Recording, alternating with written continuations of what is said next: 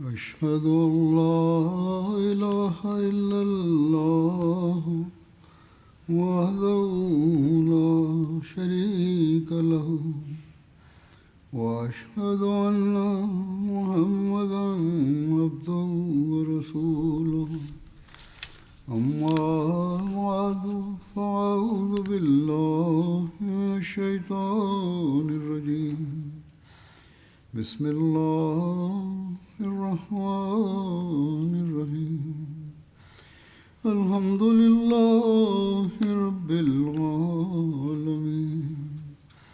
الرحمن الرحيم مالك يوم الدين إياك نعبد وإياك نستعين اهدنا الصراط المستقيم صراط الذين أنعمت عليهم غير المغضوب عليهم ولا الضالين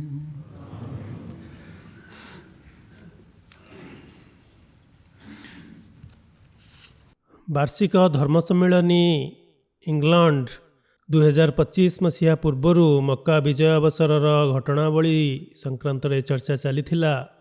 ସେହି କ୍ରମରେ ଏହାର ଅବଶିଷ୍ଟାଂଶ ଆଜି ମୁଁ ବର୍ଣ୍ଣନା କରିବି।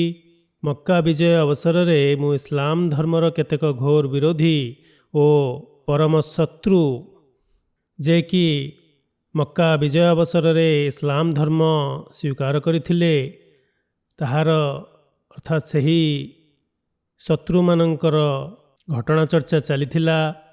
ତନ୍ମଧ୍ୟରୁ ମୁଁ କେତେକଙ୍କର ଚର୍ଚ୍ଚା କରିଥିଲି, ଆଉ କେତେକଙ୍କର ଚର୍ଚ୍ଚା ବାକି ରହିଯାଇଛି।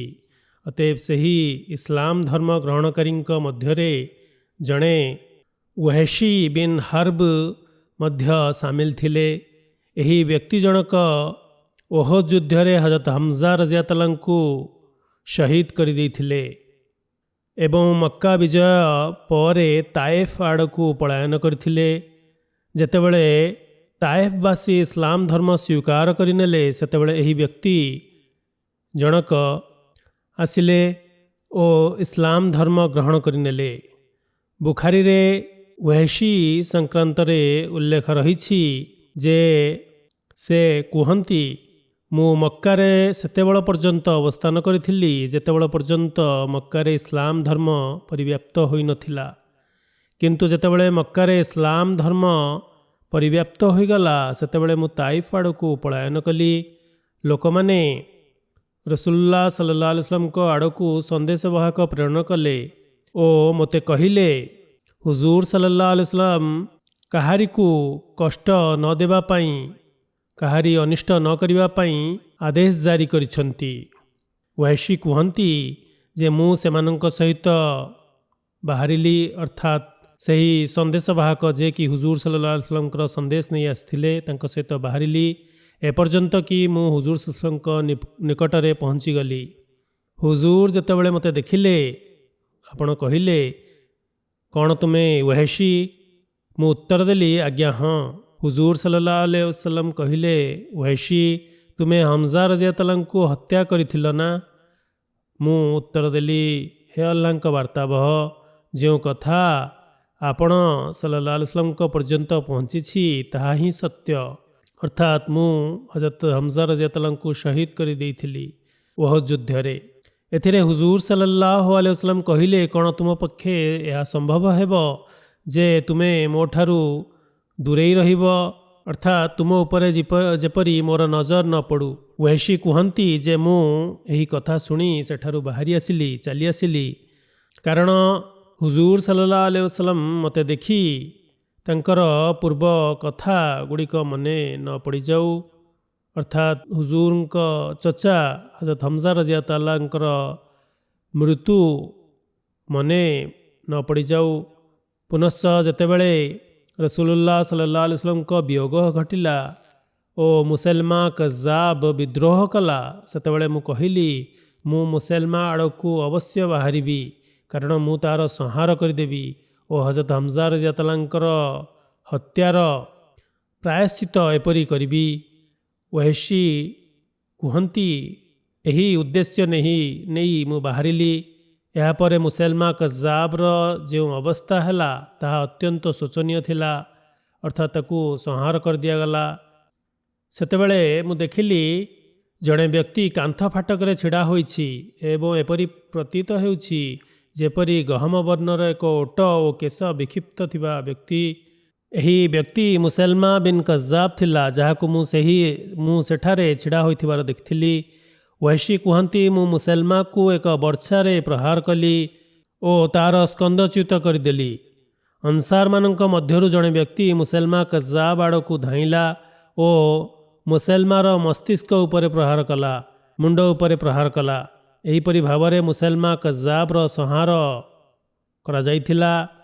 ଆଉ ଏପରି ମୁଁ ହଜରତ ହମଜା ରଜିୟଲ୍ଲାହୁଙ୍କର ହତ୍ୟା କରି ଯେଉଁ ପାପ କରିଥିଲି ତାହାର ପ୍ରାୟଶ୍ଚିତ କରିଥିଲି। ଏହିପରି ଭାବରେ ଆଉ ଜଣେ ଇସଲାମ ଧର୍ମ ଗ୍ରହଣକାରୀ ବ୍ୟକ୍ତି ହେଉଛନ୍ତି ଅମ୍ର ବିନ୍ ହାସିମଙ୍କର ଦାସ ଶାରାହ। ଏହି ମହିଳା ଜଣକ ମୁଗନିଆ ଥିଲା। ମକ୍କା ବିଜୟ ପୂର୍ବରୁ ହୁଜୁର ସଲ୍ଲଲ୍ଲାହୁ ଆଲୈହି वसल्लमଙ୍କ ସେବାରେ ଉପସ୍ଥିତ ହେଲେ ସେ ଓ ହୁଜୁରଙ୍କୁ କିଛି ଜିନିଷ ମାଗିଲେ। ଦରିଦ୍ର ଓ ଅଭାବ ଅନାଟନ ଯୋଗୁଁ ସେ ନିଜର ହାତ ପତାଇଥିଲେ ହୁଜୁର ସଲ୍ଲଲ୍ଲାହୁ ଆଲୈହି वसल्लमଙ୍କ ନିକଟରେ। ହୁଜୁର କହିଲେ, ହେ ଶାରା, ତୁମର କବିତା ପାଠର କ'ଣ ହେଲା? ତୁମେ ପୂର୍ବେ ବହୁତ କବିତା ପାଠ କରୁଥିଲ, ରଚନା କରୁଥିଲ ଓ ଏପରି ଅର୍ଥ ଉପାର୍ଜନ କରୁଥିଲ।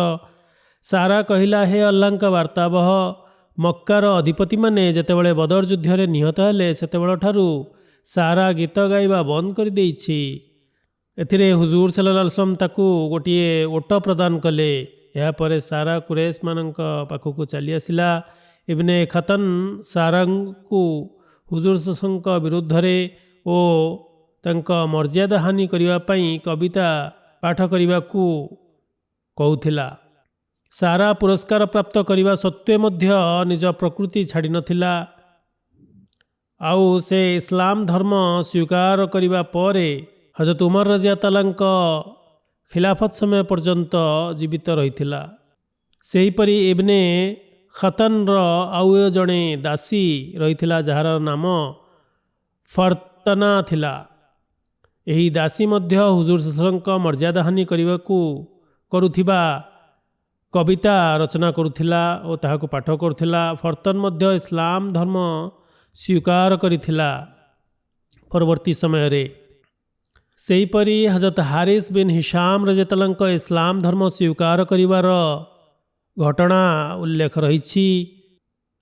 ସେ ମକ୍କାର ଲୋକପ୍ରିୟ ଅଧିପତିମାନଙ୍କ ମଧ୍ୟରୁ ଜଣେ ଥିଲେ ଆଉ ଅବୁ ଜେହେଲ ପାର୍ଶ୍ୱରୁ ଅବୁ ଜେହେଲର ଭାଇ ଥିଲେ। ହଜରତ ଖାଲିଦ ବିନ୍ ୱଲିଦ ରଜିୟଲ୍ଲାହୁଙ୍କ ଭଉଣୀ ହଜରତ ହାରିସ୍ ବିନ୍ ହିଶାମଙ୍କର ପତ୍ନୀ ଥିଲା। ମକ୍କା ବିଜୟ ଅବସରରେ ହଜରତ ହାରିସ୍ ବିନ୍ ହିଶାମ ଓ ଅବଦୁଲ୍ଲା ବିନ୍ ଅବି ରବିହା ହଜରତ ଉମ୍ମେ ହାନିଙ୍କ ଘରେ ପଶିଗଲେ, କାରଣ ହଜରତ ଅଲି ରଜିୟଲ୍ଲାହୁ ଏମାନଙ୍କୁ ସଂହାର କରିବା ନିମନ୍ତେ ଏମାନଙ୍କ ପଛେ ପଛେ ଧାଇଁ ଆସିଥିଲେ। ହଜରତ ଉମ୍ମେ ହାନି ରଜିୟଲ୍ଲାହୁ ଏହି ଦୁଇ ଜଣଙ୍କୁ ନିଜ ଘରେ ଲୁଚାଇ ହୁଜୁର ସଲ୍ଲଲ୍ଲାହୁଙ୍କ ସେବାରେ ଉପସ୍ଥିତ ହୋଇ କହିଲେ, ହେ ଅଲ୍ଲାହଙ୍କ ବାର୍ତ୍ତାବହ, ମୁଁ ଏହି ଦୁଇ ଜଣଙ୍କୁ ଶରଣ ଦେଇଛି। ପ୍ରତି ଉତ୍ତରରେ ହୁଜୁର ସଲ୍ଲଲ୍ଲାହୁ ହଜରତ ଉମ୍ମେ ହାନିଙ୍କୁ କହିଲେ, ହେ ଉମ୍ମେ ହାନି, ତୁମେ ଯେଉଁମାନଙ୍କୁ ଶରଣ ଦେଇଛ ଆମେ ସେମାନଙ୍କୁ ମଧ୍ୟ ଶରଣ ଦେଉଛୁ। ଏହିପରି ଇବ୍ନେ ଖତଲଙ୍କର ଜଣେ କ୍ରୀତଦାସ ଫର୍ତ୍ତନ, ଯାହାର ଚର୍ଚ୍ଚା ହେଲା ଯେ କି ହୁଜୁର ସଲ୍ଲଲ୍ଲାହୁଙ୍କ ବିରୋଧରେ ନିନ୍ଦନୀୟ କବିତା ପାଠ କରୁଥିଲା, ତାହା ସଂକ୍ରାନ୍ତରେ ହଜରତ ମୁସଲିମ ମଉଦ ରଜିୟଲ୍ଲାହୁ ମଧ୍ୟ ନିଜ ଆଲେଖ୍ୟରେ ବର୍ଣ୍ଣନା କରିଛନ୍ତି। ହୁଜୁର କୁହନ୍ତି ଯେ ପରିଶେଷରେ ସେ ବି ଇସଲାମ ଧର୍ମ ସ୍ୱୀକାର କରି ନେଇଥିଲା। ହାରିସ୍ ବିନ୍ ହିଶାମ ମକ୍କାରେ ରହୁଥିବା ସମସ୍ତ ଲୋକମାନଙ୍କର ପ୍ରିୟ ସର୍ଦ୍ଦାର ଥିଲା। ସେ ଅବୁ ଜେହେଲର ପିତା ଆଡ଼ୁ ଭାଇ ଥିଲା ଓ ହଜରତ ଖାଲିଦ ବିନ୍ ୱଲିଦ ରଜିୟଲ୍ଲାହୁଙ୍କର ଭଉଣୀର ହଜରତ ଖାଲିଦ ବିନ୍ ୱଲିଦଙ୍କ ଭଗିନୀ ତାହାର ପତ୍ନୀ ଥିଲେ।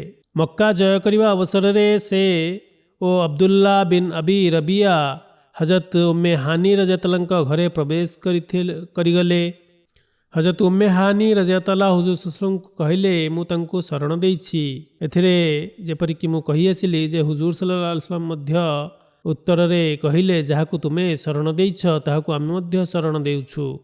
କିଛି ଦିନ ପରେ ସେ ହୁଜୁର ସଲ୍ଲଲ୍ଲାହୁଙ୍କ ସେବାରେ ଉପସ୍ଥିତ ହେଲେ ଓ କଲମା ଏ ଶାହାଦତ ପାଠ କଲେ, ଅର୍ଥାତ୍ ସାକ୍ଷ୍ୟ ଦେଲେ ଯେ ଅଲ୍ଲାହଙ୍କ ବ୍ୟତୀତ ଅନ୍ୟ କେହି ଉପାସ୍ୟ ନାହାନ୍ତି ଏବଂ ଆପଣ ଅର୍ଥାତ୍ ହଜରତ ମୁହମ୍ମଦ ମୁସ୍ତଫା ସଲ୍ଲଲ୍ଲାହୁ ଆଲାଇହି वसल्लम ତାଙ୍କର ପ୍ରେରିତ ଦୂତ। ଏଥିରେ ହୁଜୁର ସଲ୍ଲଲ୍ଲାହୁ ଆଲାଇହି वसल्लम କହିଲେ ସକଳ ପ୍ରଶଂସା ଅଲ୍ଲାହଙ୍କ ପାଇଁ ଉଦ୍ଦିଷ୍ଟ। ହାରିସ୍ ତୁମ ପରି ବ୍ୟକ୍ତି ଇସଲାମ ଠାରୁ ଦୂରେଇବା କିପରି ରହିପାରିଥାନ୍ତା? ଏଥିରେ ସେ ଉତ୍ତର ଦେଲେ ହେ ଅଲ୍ଲାହଙ୍କ ବାର୍ତ୍ତାବହ, ଅଲ୍ଲାହଙ୍କ ରାଣ ଇସଲାମ ଠାରୁ ଦୂରେଇ ରହିବା ମୋ ପକ୍ଷେ ସମ୍ଭବ ନଥିଲା। ସେହିପରି ସୁହେଲ ବିନ୍ ଅମ୍ର ରଜିୟତାଲାଙ୍କର ଇସଲାମ ଧର୍ମ ଗ୍ରହଣ କରିବାର ବର୍ଣ୍ଣନା ମଧ୍ୟ ଉଲ୍ଲେଖ ରହିଛି। ସେ ହୁଦେବିୟାର ସନ୍ଧି କରିବା ସକାଶେ କୁରେଶ ପକ୍ଷରୁ ପ୍ରତିନିଧି ହୋଇ ଆସିଥିଲେ। ସେ ନିଜେ କୁହନ୍ତି ମୁସଲମାନମାନେ ମକ୍କା ଜୟ କରିବା ପରେ ଯେତେବେଳେ ମହାଭାଗ ନିଜର ଆଧିପତ୍ୟ ବିସ୍ତାର କଲେ ସେତେବେଳେ ମୁଁ ଆତ୍ମଗୋପନ କରିନେଲି, ଲୁଚିଗଲି ଏବଂ ନିଜ ପୁତ୍ରକୁ ମହାଭାଗଙ୍କ ନିକଟକୁ ପ୍ରେରଣ କଲି ଯଦ୍ୱାରା ସେ ମୋ ସକାଶେ ସୁରକ୍ଷା ତଲବ କରିବ। ବସ୍ତୁତଃ ପୁଣ୍ୟଶ୍ଳୋକ ତାକୁ ସୁରକ୍ଷା ପ୍ରଦାନ କରିଦେଲେ ଓ କହିଲେ ସୋହେଲ ପରି ବୁଦ୍ଧିମାନ ଓ ବିଶିଷ୍ଟ ଲୋକ ଇସଲାମରୁ ଅଧିକ ଦିନ ଦୂରେଇ ରହିପାରିବ ନାହିଁ। ଯେତେବେଳେ ତାଙ୍କୁ ଏହି ସୂଚନା ମିଳିଲା ସେ କହିଲେ ନବୀ ଶ୍ରେଷ୍ଠ ନିଜ ବାଲ୍ୟକାଳରେ ମଧ୍ୟ ପରୋପକାରୀ ବ୍ୟକ୍ତି ଥିଲେ ଏବଂ ଏବେ ମଧ୍ୟ ସେହିପରି ପରୋପକାରୀ ଅଛନ୍ତି।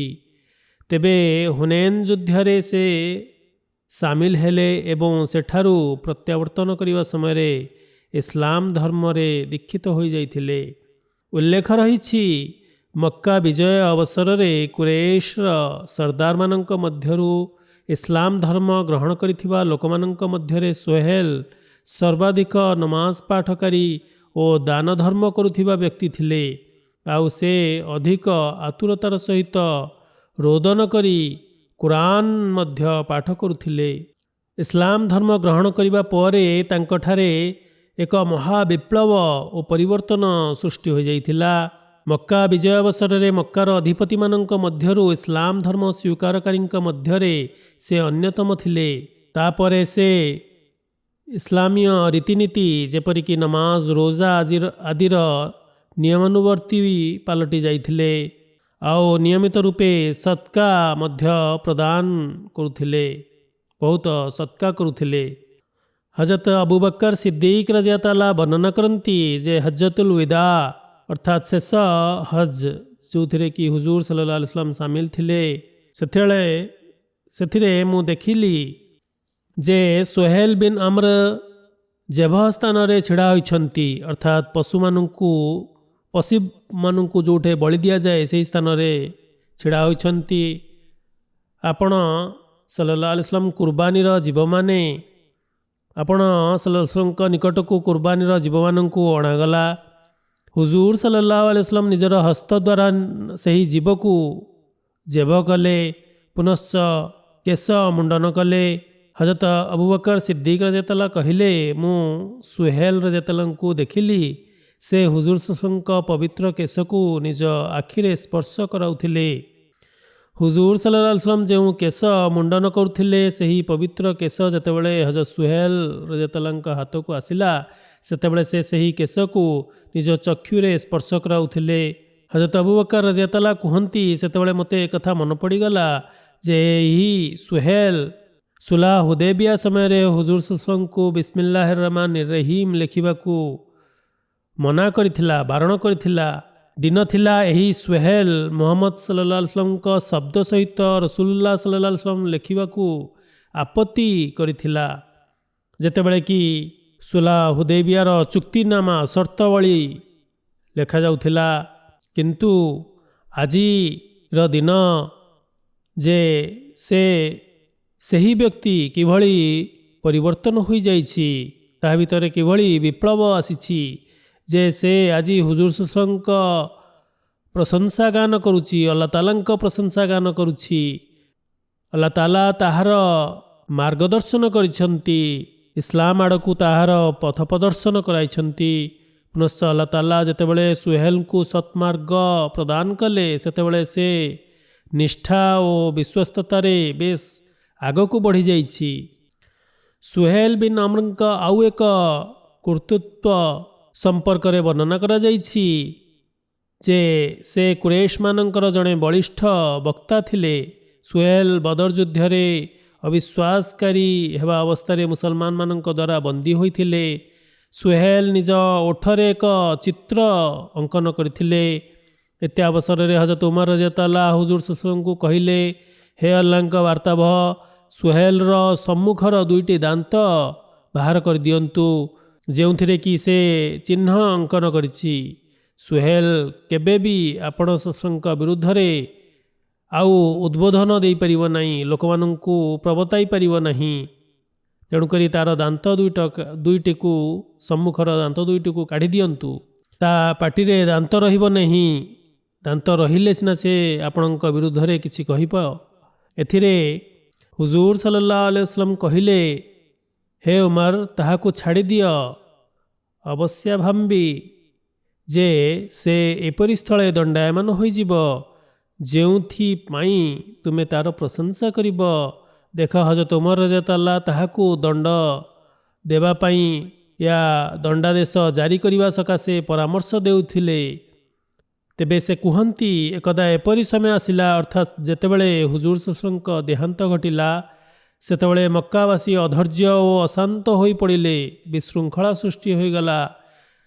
ଯେବେ ସେ କୁରେଶ ମକ୍କାବାସୀଙ୍କୁ ବିପଦଗାମୀ ହେବାକୁ ଯାଉଥିବାର ଦେଖିଲେ, ଅର୍ଥାତ୍ ସୁହେଲ, ହଜରତ ଅତା ବିନ୍ ଉସୈଦ ଅମୱୀ ରଜିୟଲ୍ଲାହୁ ଯେ ହଜରତ ମୁହମ୍ମଦ ସଲ୍ଲଲ୍ଲାହୁଙ୍କ ଦ୍ୱାରା ମକ୍କାବାସୀଙ୍କ ଅମୀର ମୁତୟନ ହୋଇଥିଲେ, ସେ ମଧ୍ୟ ଯାଇ ଆତ୍ମଗୋପନ କରିନେଲେ, ଅର୍ଥାତ୍ ବିଶୃଙ୍ଖଳାକୁ ମୁକାବିଲା କରିପାରିଲେ ନାହିଁ।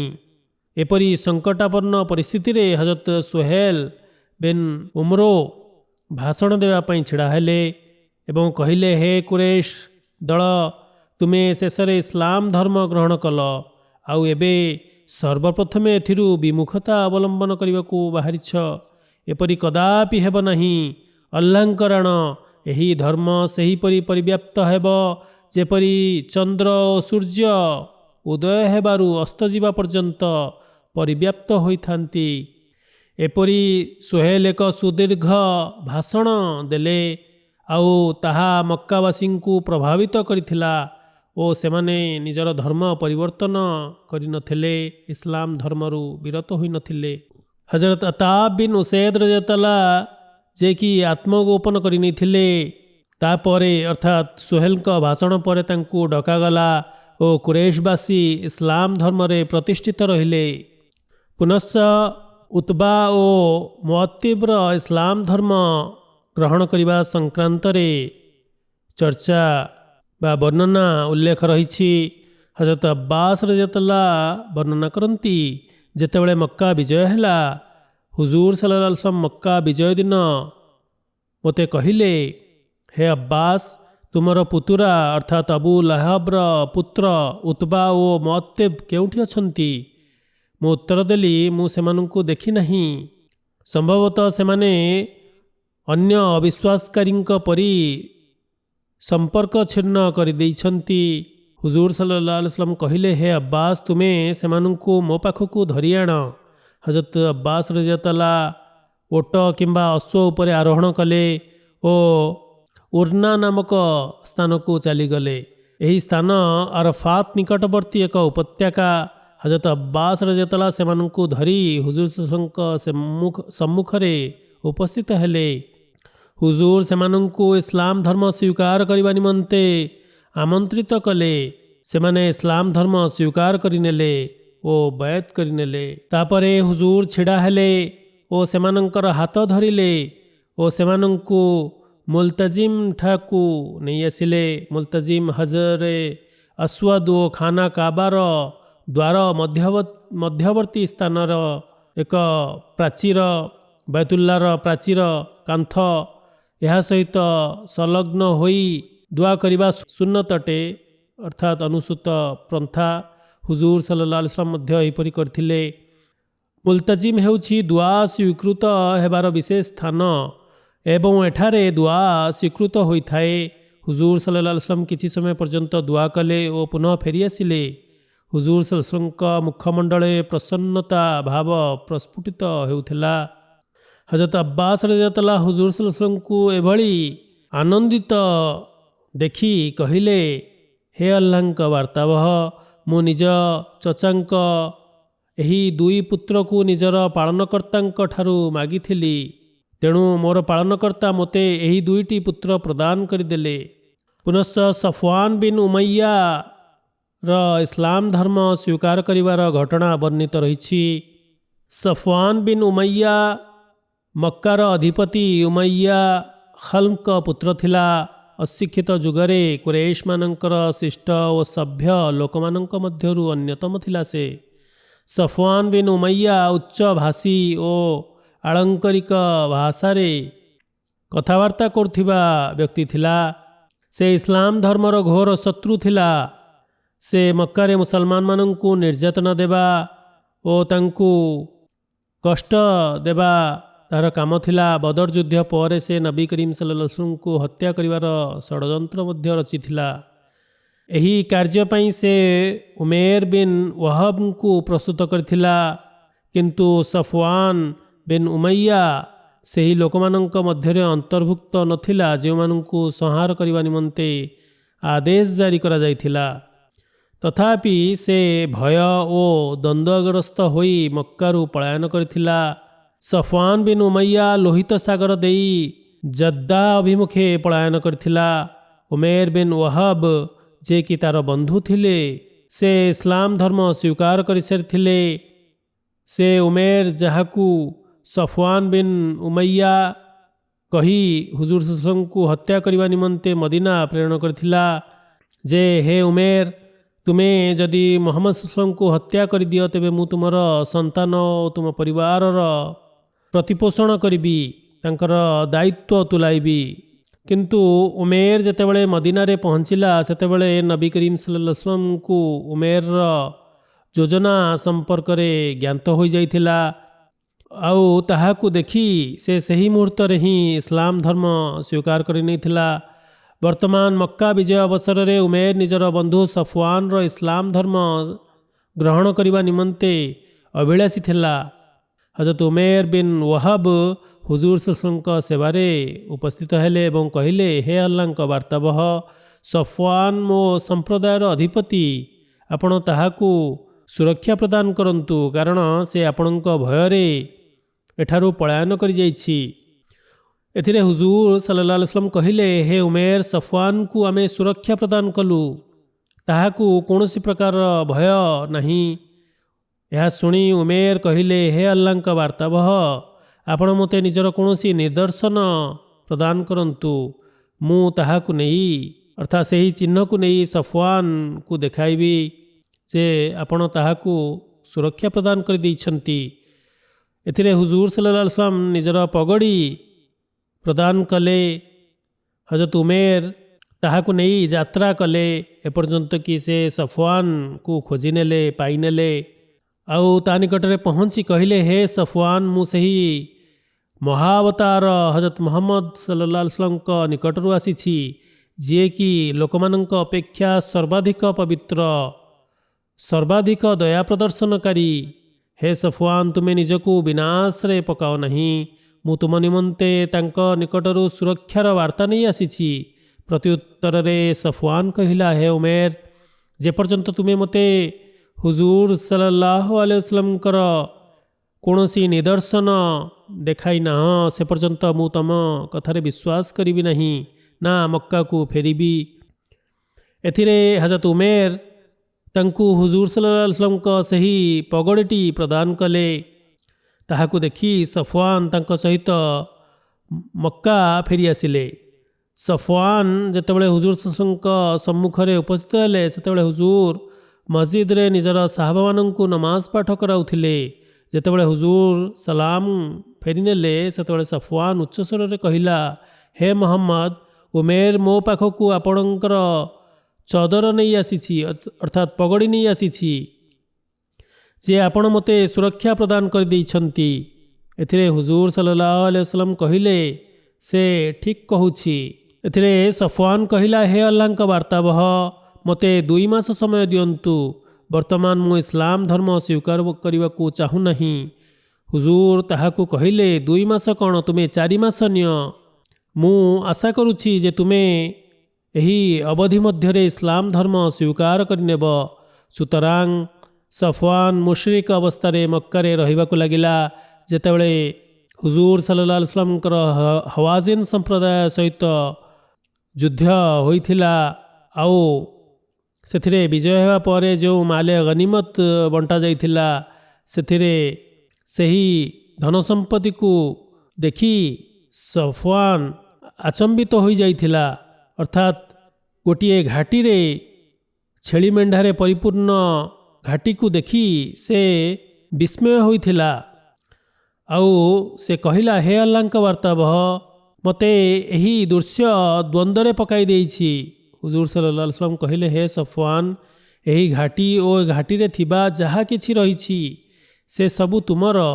ଯାଅ, ଏ ସମସ୍ତ ଜୀବଜନ୍ତୁକୁ ନିଜ ସାଥିରେ ନେଇଯାଅ।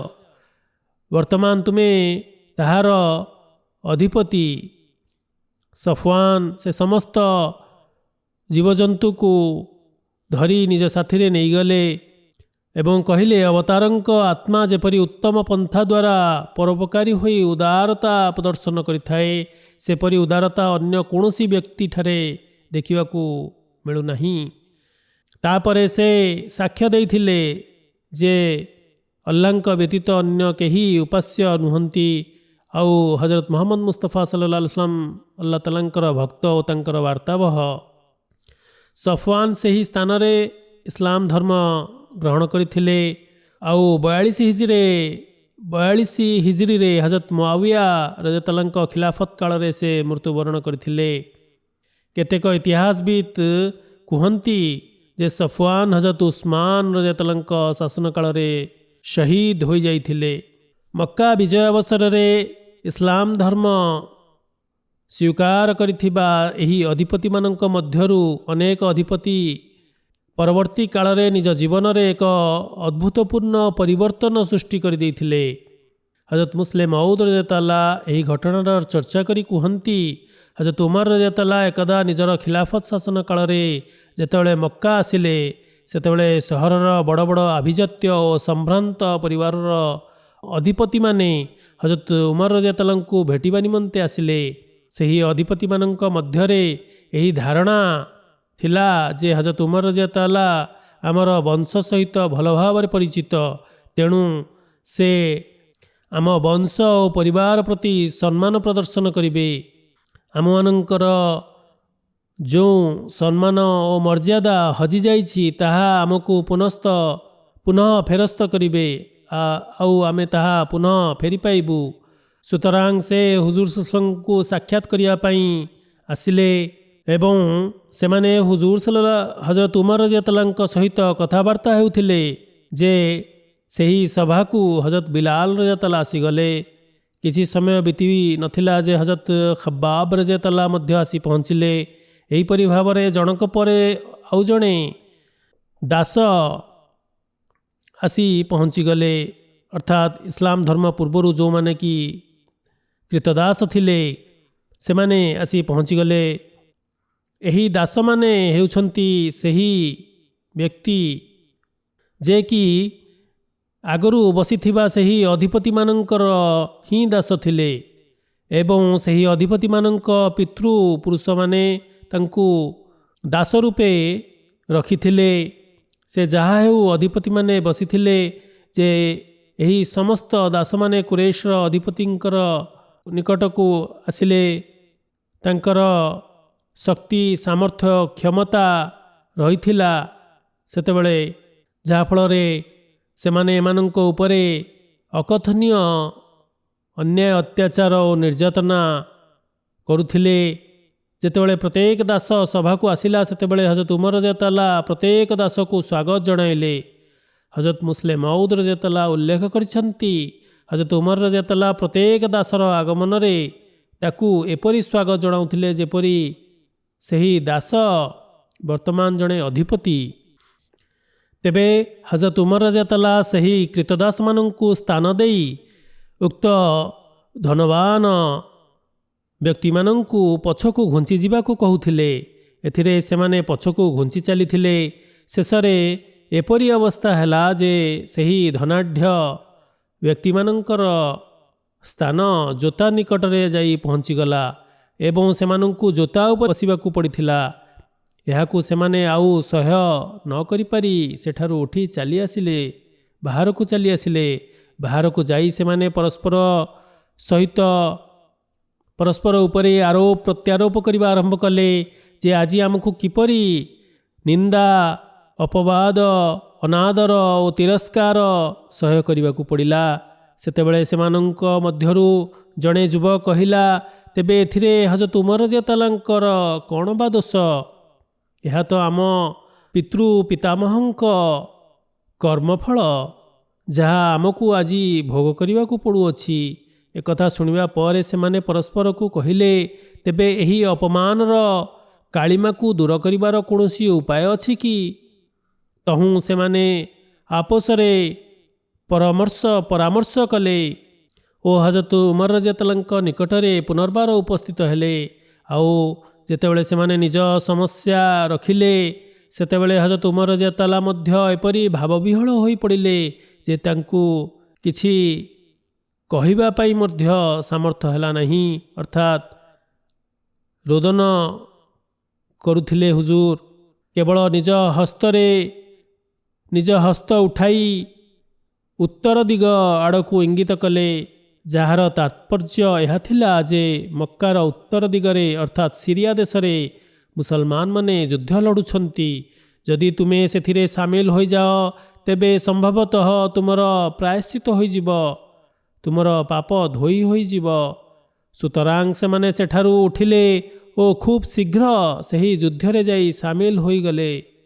ଇତିହାସ ପୃଷ୍ଠାରେ ଉଲ୍ଲେଖ ରହିଛି ଯେ ସେହି ପ୍ରତିପତ୍ତିଶାଳୀ ଯୁବକମାନଙ୍କ ମଧ୍ୟରୁ ଜଣେ ହେଲେ ମଧ୍ୟ ଉକ୍ତ ରଣକ୍ଷେତ୍ରରୁ ଜୀବିତ ଫେରିନଥିଲେ, ବରଂ ସଭିଏ ଶହୀଦ ହୋଇଯାଇଥିଲେ।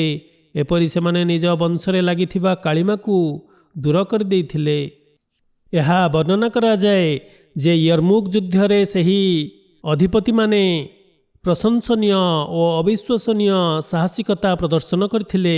ସୁତରାଂ ହଜରତ ମୁସଲିମ ମଉଦ୍ ରଜିୟଲ୍ଲାହୁ ବର୍ଣ୍ଣନା କରନ୍ତି, ଯେତେବେଳେ ଯୁଦ୍ଧ ସମାପ୍ତ ହେଲା, ସେତେବେଳେ ମୁସଲମାନ ମାନେ ବିଶେଷ ରୂପେ ଇକ୍ରମା ଓ ତାର ସାଥୀମାନଙ୍କୁ ଖୋଜିଲେ।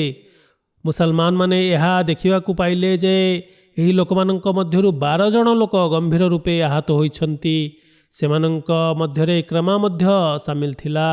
ଜଣେ ମୁସଲମାନ ସିପାହୀ ଏମାନଙ୍କ ନିକଟକୁ ଆସିଲା ଓ ଇକ୍ରମାର ଏହି ଦୁରାବସ୍ଥାକୁ ଦେଖି କହିଲା, ହେ ଇକ୍ରମା, ମୋ ପାଖରେ ଜଳଥଳି ରହିଛି, ତୁମେ କିଛି ଜଳପାନ କରିନିଅ।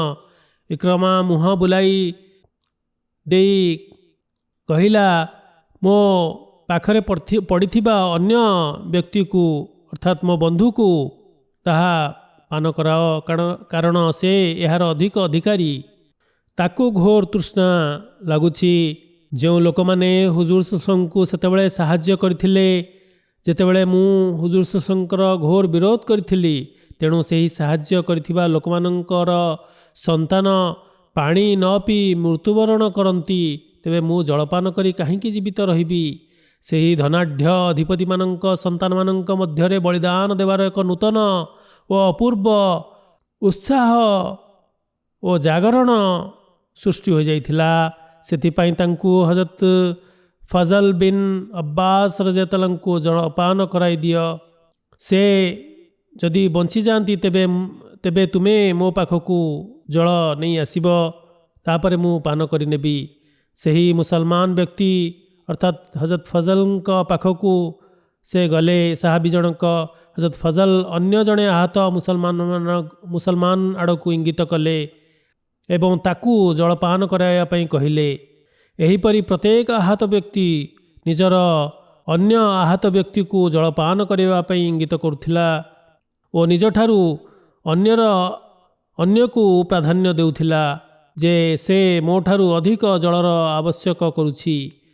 ସେହିପରି ଯେଉଁ ସିପାହୀ ପାଖରେ ସେ ପହଞ୍ଚୁଥିଲେ ସାହାବୀ ଜଣକ, ସେ ଏହିପରି ଅନ୍ୟ ଆଡ଼କୁ ଇଙ୍ଗିତ କରି ତାଙ୍କୁ ପଠାଇ ଦେଉଥିଲେ। ଏହିପରି ସମସ୍ତେ ଶହୀଦ ହୋଇଯାଇଥିଲେ। ଶେଷରେ ଯେତେବେଳେ ସେ ସାହାବୀ ଜଣକ ଇକ୍ରମା ନିକଟରେ ପହଞ୍ଚିଲେ, ସେତେବେଳେ ସେ ମଧ୍ୟ ମୃତ୍ୟୁବରଣ କରିଯାଇଥିଲେ। ଦାୱତେ ଇଲାଲ୍ଲାହ ନିମନ୍ତେ କେତେକ ବଡ଼ ବଡ଼ ପିତୁଳାକୁ ଧୂଳିସାତ୍ କରିବା ନିମନ୍ତେ ହୁଜୁର ସଲ୍ଲଲ୍ଲାହୁ ଆଲାଇହି ୱସଲ୍ଲାମ ଏକ ସୈନ୍ୟବାହିନୀ ନିଯୁକ୍ତ କରିଥିଲେ। ସେହି ସୈନ୍ୟବାହିନୀକୁ ହୁଜୁର ସଲ୍ଲଲ୍ଲାହୁ ଆଲାଇହି ୱସଲ୍ଲାମ ଏହି କାର୍ଯ୍ୟ ସକାଶେ ପ୍ରେରଣ କରିଥିଲେ। ଉକ୍ତ ଘଟଣାର ଚର୍ଚ୍ଚା ଏପରି ଉଲ୍ଲେଖ ରହିଛି ଯେ ମକ୍କା ବିଜୟ ଦିନ ହୁଜୁର ସଲ୍ଲଲ୍ଲାହୁ ଆଲାଇହି ୱସଲ୍ଲାମ ବିଭିନ୍ନ ସ୍ଥାନ ଆଡ଼କୁ ନିଜର ସୈନ୍ୟବାହିନୀ ପ୍ରେରଣ କରିଥିଲେ। ସେହି ସୈନ୍ୟଦଳ ଦାୱତେ ଇଲାଲ୍ଲାହର ସନ୍ଦେଶ ପହଞ୍ଚାଇବା ତାଙ୍କର ଦାୟିତ୍ୱ ଥିଲା ଏବଂ ଯେଉଁ ପିତୁଳା ଗୁଡ଼ିକ ରହିଥିଲା, ମୂର୍ତ୍ତି ଗୁଡ଼ିକର ପୂଜା କରାଯାଉଥିଲା, ତାହାକୁ ଧୂଳିସାତ୍ କରିବା ପାଇଁ ତାଙ୍କୁ ଆଦେଶ ଦିଆଯାଇଥିଲା। ତେବେ ଆରବରେ ଅନେକ ହୃଦୟରେ 3ଟି ବଡ଼ ବଡ଼ ଠାକୁର ଅଧିଷ୍ଠିତ ଥିଲେ, ବସା ବାନ୍ଧି ବସିଥିଲେ। ସେହି 3 ଠାକୁର ଓ ପ୍ରତିମା ଯଥାକ୍ରମେ ଲାତ୍, ମନାତ୍ ଓ ଉଜ୍ଜା ଥିଲେ। ଲାତ୍ ଏହି ପ୍ରତିମୂର୍ତ୍ତି ବା ଦେବୀ ଥିଲା, ଯାହାକୁ ତାଏଫରେ ସ୍ଥାପନ କରାଯାଇଥିଲା। ଆଉ ସମଗ୍ର ଆରବବାସୀ ତାହାର ସମ୍ମାନ କରୁଥିଲେ, ଉପାସନା କରୁଥିଲେ। ଲୋକମାନେ ତାହାକୁ ପୂଜା କରୁଥିଲେ ଆଉ ଆବଶ୍ୟକ ସ୍ଥଳେ ତା'ର ରାଣ ଖାଉଥିଲେ, ଶପଥ ନେଉଥିଲେ ଆଉ ତା ପାଇଁ ଭୋଗ ଚଢ଼ାଉଥିଲେ। ଆମ୍ର ବିନ୍ ଲୁହି, ଯେ କି ଆରବରେ ପିତୁଳା ପୂଜାର ମୁଖ୍ୟ ପୁରୋଧା ପୂଜାରୀ ବୋଲି ମନେ କରାଉଥିଲା, ସେ ଲୋକମାନଙ୍କ ମନରେ ଏହି ଧାରଣା ଜାତ କରାଇଥିଲା ଯେ ଆଲ୍ଲାହ ନାଉଜୁବିଲ୍ଲା ଶୀତ ଋତୁରେ ତାଏଫର ଲାତ୍ ଦେବୀଙ୍କ ନିକଟରେ ଓ ଗ୍ରୀଷ୍ମ ଋତୁରେ ଉଜ୍ଜା ନିକଟରେ କାଳତିପାତ କରିଥାନ୍ତି। ସେହିପରି ମନାତ୍ ଆଉ ଏକ ପ୍ରତିମୂର୍ତ୍ତି, ପ୍ରତିମା, ଯାହାକୁ ଆରବବାସୀ ପୂଜା କରୁଥିଲେ। ଏହି ଦେବତା ସମୁଦ୍ର ଉପକୂଳରେ କୁଦେଦ ନାମକ ସ୍ଥାନରେ, ଯାହାକି ମକ୍କା ଓ ମଦିନା ମଧ୍ୟବର୍ତ୍ତୀ ସ୍ଥାନ ଥିଲା, ସେଠାରେ ତାହାକୁ ସ୍ଥାପିତ କରାଯାଇଥିଲା ଓ ସେଠାରେ ତାହାର ପୂଜା କରାଯାଉଥିଲା। ଔସ୍ ଓ ଖଜରଜ ସମ୍ପ୍ରଦାୟର ବିଶେଷ ରୂପେ ଏହି ଦେବତା ପ୍ରତି ସମ୍ମାନ ପ୍ରଦର୍ଶନ କରୁଥିଲେ ଓ ମନାତର ଏହରାମ ବାନ୍ଧୁଥିଲେ। ସେମାନେ ଏହି ଦେବତାଙ୍କ ମର୍ଯ୍ୟାଦା ଦୃଷ୍ଟିରେ ରଖି ଔସ୍ ଓ ଖଜରଜ ସମ୍ପ୍ରଦାୟମାନେ ମରୁଆ ମଧ୍ୟବର୍ତ୍ତୀ ସ୍ଥାନରେ ସଇ ଅର୍ଥାତ୍ ଧାବନ ଦୌଡ଼ିବା କରିବା, ଆଜି ଯେଭଳିକି ହଜ୍ରେ ବିଭିନ୍ନ ମନାସିକ୍ ରହିଛି, ସେହିଭଳି ସେମାନେ କରୁଥିଲେ। ଆଉ ସେମାନେ ସେଠାରେ ନିଜର କେଶ ମଧ୍ୟ ମୁଣ୍ଡନ କରୁଥିଲେ।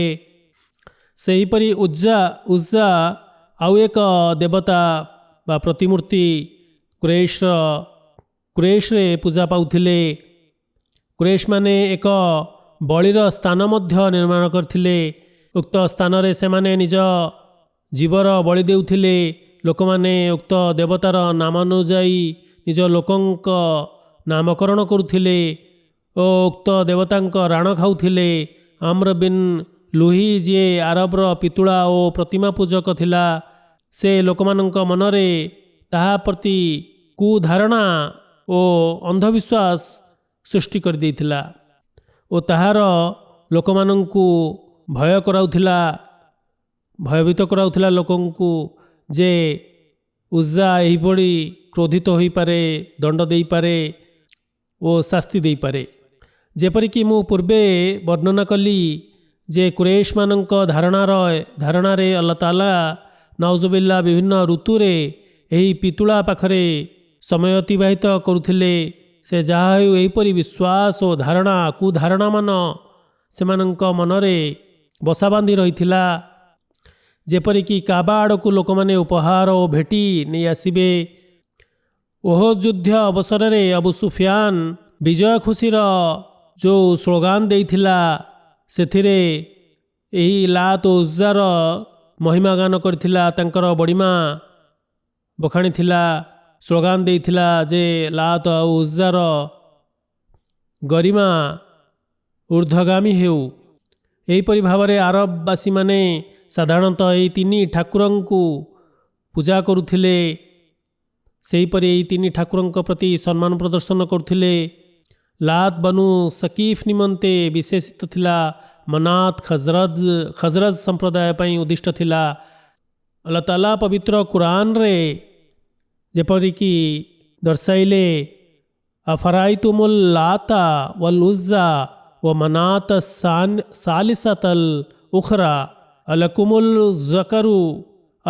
ज़करु वला हुल उन्सा तिलका इज़न किस्मतुन जीज़ा इन हिया इल्ला अस्माउन सम्मैतुमुहा अंतुम व आबाउकुम मा अंज़लल्लाहु बिहा मिन सुल्तानिन इन यत्तबिऊन इल्ला ज़न्ना वमा तहवल अनफुसु वलकद जाहुम मिर रब्बिहिमुल हुदा।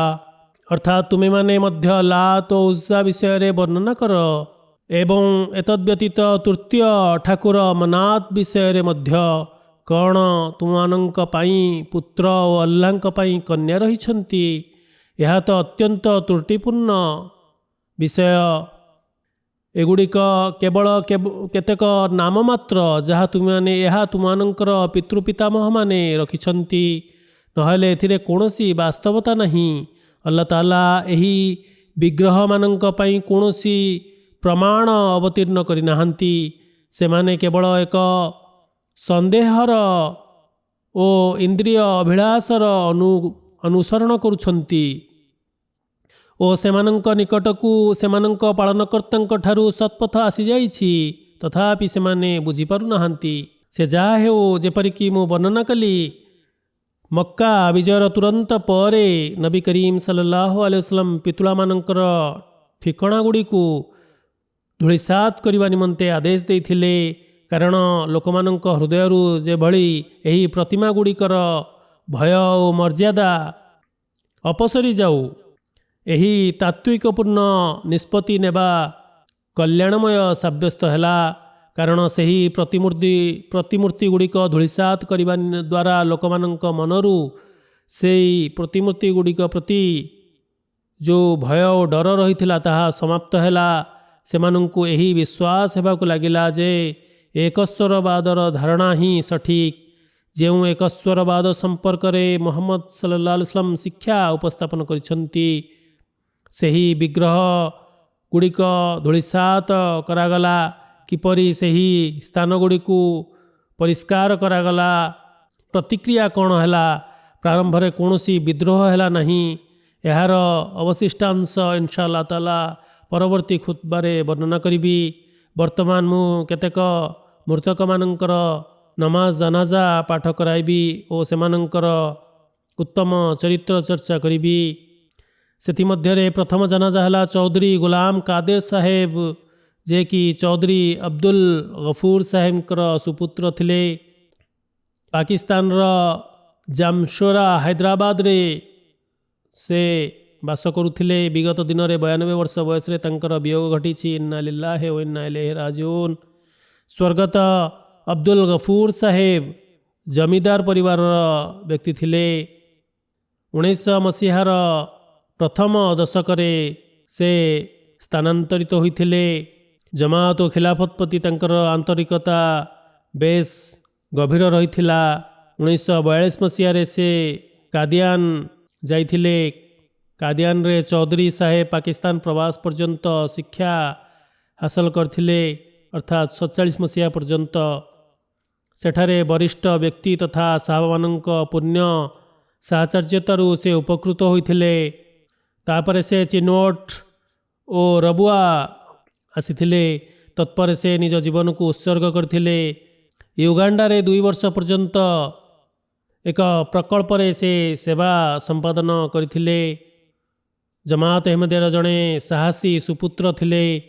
मानव सेवाकारी प्रशस्त हृदयर अधिकारी थिले।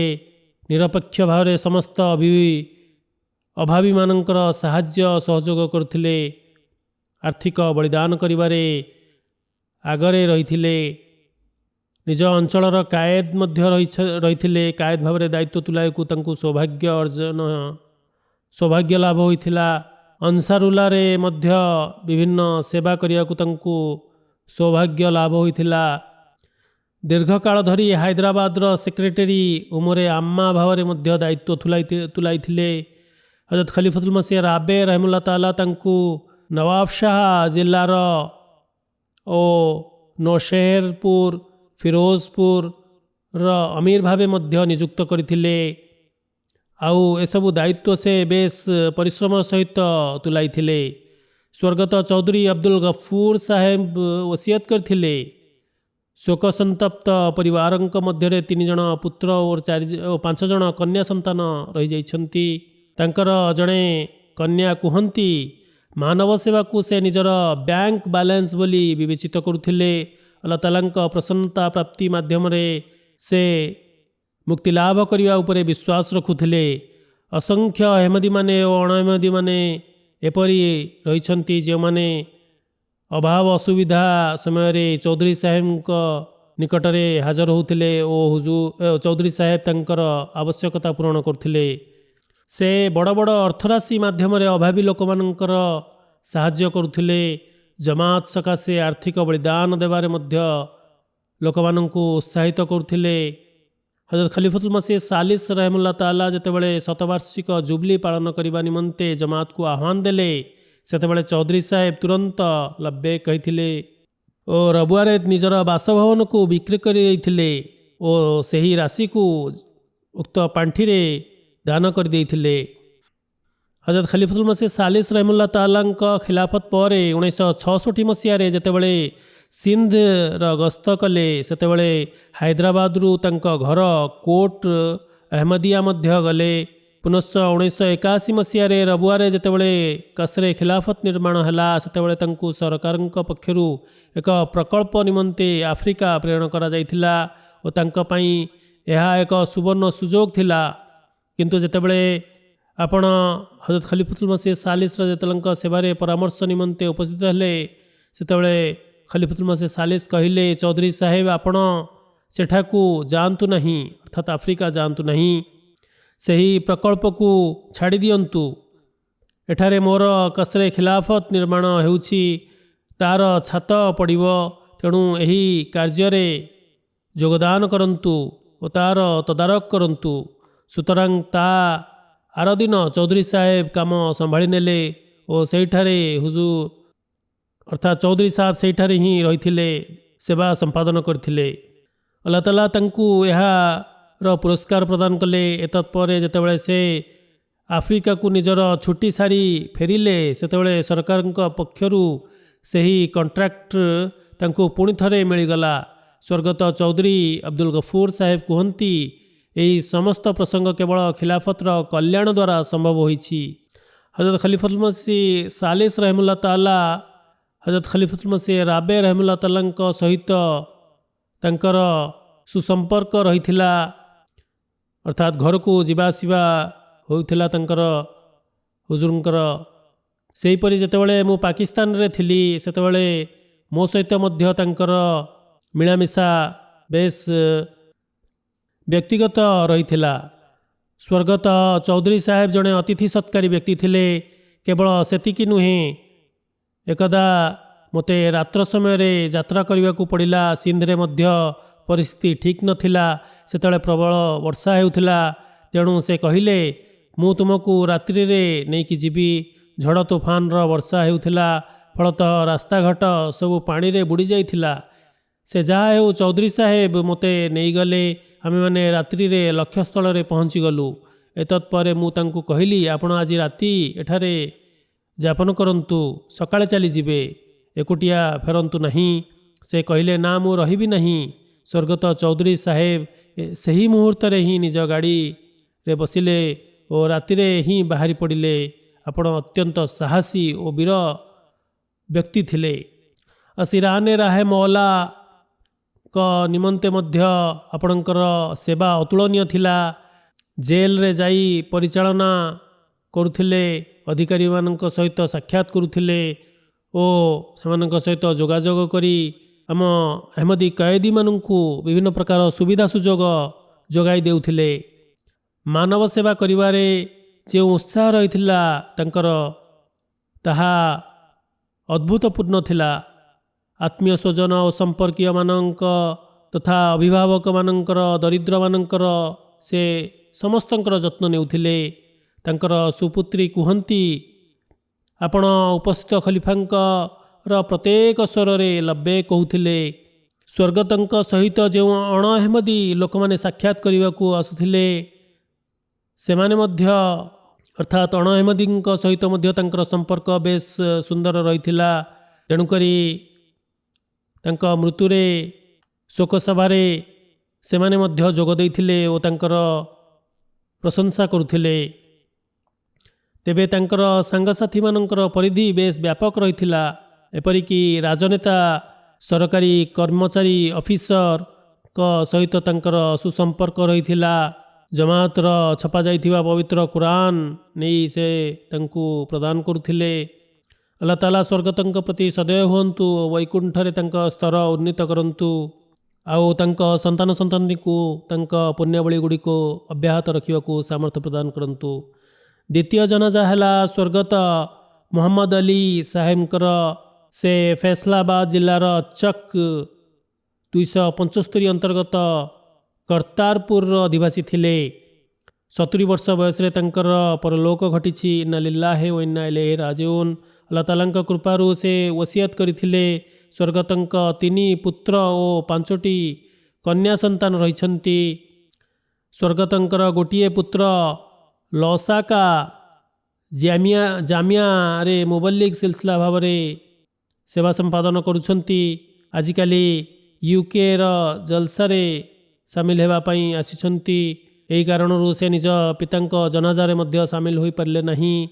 ମୁବଲ୍ଲିଗ ସିଲସିଲା ତାହେର ଅହମଦ ସୈଫି ସାହେବ କୁହନ୍ତି, ପିତାଶ୍ରୀଙ୍କର ବଂଶରେ ଅହମଦିୟତର ପ୍ରାରମ୍ଭ ଖିଲାଫତେ ସାନିଆର ପ୍ରାରମ୍ଭିକ ଦିନରେ ହୋଇଥିଲା, ଯେତେବେଳେ ଆପଣଙ୍କ ଦଦା ମୁସା ସାହେବ ଅହମଦିୟତ ସ୍ୱୀକାର କରିଥିଲେ ଓ ଜମାତରେ ସାମିଲ ହୋଇଥିଲେ। ପିତାଙ୍କ ନମାଜ ରୋଜା ରଖିବାରେ ନିୟମାନୁବର୍ତ୍ତୀ ଥିଲେ। ନମାଜ ତେହଜୁଦର ନିୟମାନୁବର୍ତ୍ତୀ ଥିଲେ। ଅତି ନୀରବ ସ୍ୱଭାବ, ମେଳାପୀ, ମାନବ ସେବାକାରୀ, ସ୍ମିତହାସ୍ୟରେ ପରିପୂର୍ଣ୍ଣ ଓ ଉତ୍ତମ ଆଚରଣକାରୀ ବ୍ୟକ୍ତିତ୍ୱର ଅଧିକାରୀ ଥିଲେ। ଖିଲାଫତକୁ ବହୁତ ଭଲ ପାଉଥିଲେ। ପ୍ରତ୍ୟେକ କାର୍ଯ୍ୟ ନିମନ୍ତେ ସର୍ବପ୍ରଥମେ ଖଲିଫାଙ୍କୁ ପତ୍ର ଲେଖୁଥିଲେ ଦୁଆ କରିବାକୁ। ଜମାତୀୟ ଓ ଧାର୍ମିକ ପ୍ରସଙ୍ଗରେ ନିରବତାପୂର୍ଣ୍ଣ ଅଂଶଗ୍ରହଣ କରୁଥିଲେ। ଯେତେବେଳେ MTA ର ଶୁଭାରମ୍ଭ ହେଲା ସେତେବେଳେ ତାଙ୍କ ଘରେ ଟିଭି ନଥିଲା, କିନ୍ତୁ MTA ର ଶୁଭାରମ୍ଭ ହେବା ମାତ୍ରେ ସେ ତୁରନ୍ତ ଟିଭି କିଣି ଆଣିଲେ, କାରଣ ସେ ଉପସ୍ଥିତ ଖଲିଫାଙ୍କର ସ୍ୱରକୁ ସିଧାସଳଖ ଶୁଣିବାକୁ ଚାହୁଁଥିଲେ। ସେ କୁହନ୍ତି ଯେ ମୋର ମନେ ନାହିଁ ଯେ ଉପସ୍ଥିତ ଖଲିଫାଙ୍କ ତରଫରୁ ଏପରି କୌଣସି ଆହ୍ୱାନ ଦିଆଯାଇଥିବ ଆଉ ସେ ଅର୍ଥାତ୍ ପିତାଶ୍ରୀ ସେଥିରେ ସାମିଲ ହୋଇନଥିବେ, ଅଂଶଗ୍ରହଣ କରିନଥିବେ। ଆଣ ଅହମଦୀମାନଙ୍କ ସହିତ ମଧ୍ୟ ତାଙ୍କର ସମ୍ପର୍କ ବେଶ ସୁଦୃଢ଼ ରହିଥିଲା। ବେଶ ସୁନ୍ଦର ଭାବରେ ତାଙ୍କ ସହିତ ଆଚରଣ କରୁଥିଲେ, ବ୍ୟବହାର କରୁଥିଲେ। ଫ୍ୟାକ୍ଟ୍ରିରେ ଯେଉଁଠି ଆପଣ ଚାକିରି କରିଥିଲେ ସେଠାରେ ଅନେକ ଅଣ ଅହମଦୀ ଲୋକ ତାଙ୍କ ସହିତ ତାଙ୍କ ସହକର୍ମୀ ଥିଲେ, କିନ୍ତୁ ଯେପରିକି କେତେକ ଅଣ ଅହମଦୀମାନଙ୍କ ମଧ୍ୟରେ ସାମାନ୍ୟ ଯୋଗ୍ୟତା ଓ ସାମର୍ଥ୍ୟତା ନାହିଁ ଓ କୁଟିଳତା ରହିଥାଏ, କିନ୍ତୁ ସ୍ୱର୍ଗତ ମହମ୍ମଦ ଅଲି ସାହେବ ସେହି ଅଣ ଅହମଦୀଙ୍କୁ ଫ୍ୟାକ୍ଟ୍ରିରେ ଚାକିରି କରାଇ ଦେବା ସତ୍ତ୍ୱେ ମଧ୍ୟ ସେହି ଅଣ ଅହମଦୀମାନେ କୃତଜ୍ଞତା ପ୍ରକାଶ କରିବା ପରିବର୍ତ୍ତେ କୃତଜ୍ଞତା ପ୍ରକାଶ କରୁଥିଲେ।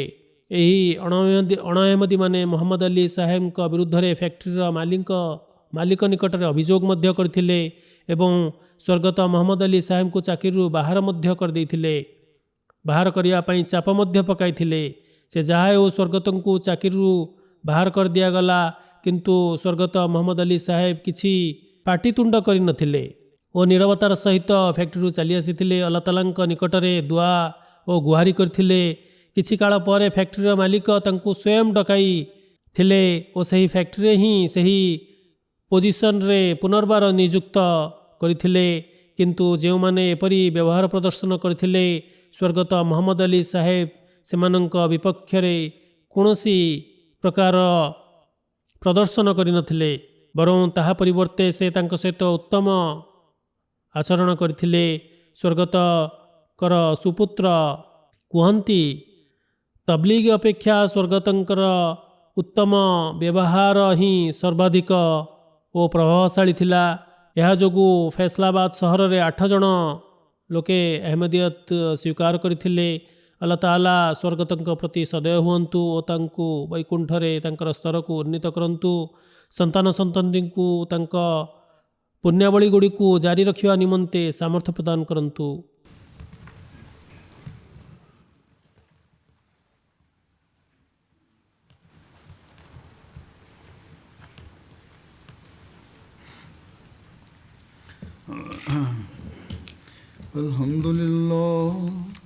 الحمد لله نحمده ونستعينه ونستغفره ونؤمن به ونتوكل عليه ونعوذ بالله من شرور أنفسنا ومن سيئات أعمالنا من يهده الله فلا مضل له ومن يضلل فلا هادي له ونشهد أن لا إله إلا الله ونشهد أن محمدا عبده ورسوله